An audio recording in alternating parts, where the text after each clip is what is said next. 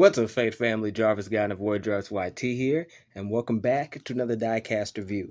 Today we're going to be talking about the Disney Pixar Cars 2 Max Schnell diecast that was first introduced in 2011. Now, I wasn't really able to find out a whole lot of details about this car, but I do know that it was included in a 4-pack with other World Grand Prix cars, so like Lightning McQueen, Francisco Della, whatever his name was. And this was included in that pack, but I don't think this is from the pack. I think I just got this one individually. But otherwise, man, it's always interesting to talk about these Disney Pixar Cars diecast because I do have a lot of issues for the rationale as to why these are produced. I mean, this Max Schnell car, it really didn't need to exist. I mean, sure, it looks cool. It looks decently cool. There's some really nice decal work. I mean, eyes are done nicely. The spoiler at the back is pretty cool. So yeah, I mean, on a surface level, everything looks fine. But look a little deeper. There are multiple other die-cast cars with this exact same build, just with different colors. And they try to market them as different characters. It's absolutely ridiculous. I mean, this Max Schnell character from Cars 2, he was in the movie for, I think, less than 15 seconds. And he didn't even have a single actual line of dialogue in the English dub. He only really spoke in the German dub. And they gave him like a whole backstory on the back of his diecast card. But other than that, he wasn't a real character. And they literally just sold him, just because they had a decent amount of characters. You can squeeze out more money from Mattel if you just come up with like bullshit characters and just sell them to, parents who don't know any better and kids who just want something from the Disney Pixar Cars line, even though what they really want is Lightning McQueen. And although this isn't Lightning McQueen, it's still a diecast car and people are still going to buy it. The whole thing is just cynical to me. And I went over this in my muddy Lightning McQueen review from, I think, almost a year ago at this point. But I went over the exact same things in that video. It's like, why did the muddy Lightning McQueen variant need to exist? The exact same reason that the Max Schnell diecast car needed to exist. There's no good reason.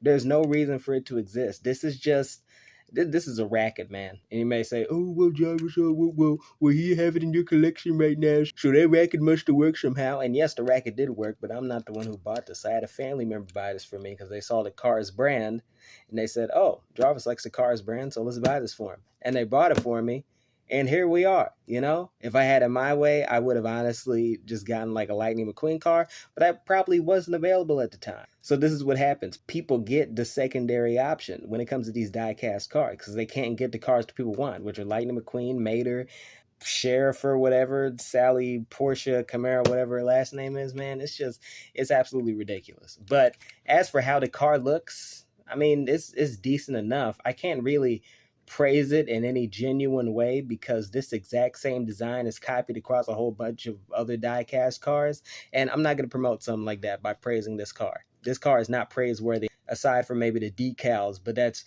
honestly the only thing original about this car. It's honestly kind of shameful, man. But either way, in terms of recommendations, this is an absolute not recommend for multiple reasons. First of all, this came out in, I think, around 2011, so that means it's 12 years old at this point. So if you've seen my videos before, you already know that I can't recommend this in good conscience. And this is literally a duplicate of multiple other cars that Mattel put out around the same time.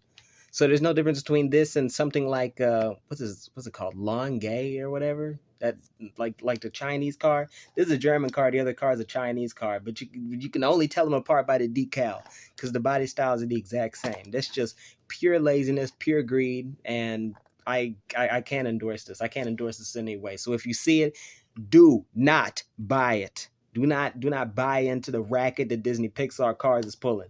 Because you know what? Hot Wheels may put out a bunch of frivolous castings all the time, but at the very least, they look original. There are probably like 10 other variations of this particular car right here, but at least they look unique. At least they're not just the same shit over and over again with no like inventiveness or thought put behind them. No. This is a unique design, and every other car like this, just a straight up Hot Wheels, has a similarly unique design. This does not, because all the decals on the other cars are exactly the same, despite having the same body and everything. Man, it's making me tilted. Either way, man, that's my review of the Disney Pixar Cars 2 Max Schnell diecast car, whatever. I want to get this review over with because it's already been too long. I've been your host, Jarvis Godden. Thank you all for watching. Stay tuned for more diecast content. Take care of yourselves. And as always, giggity, giggity, giggity, goo. Stick around.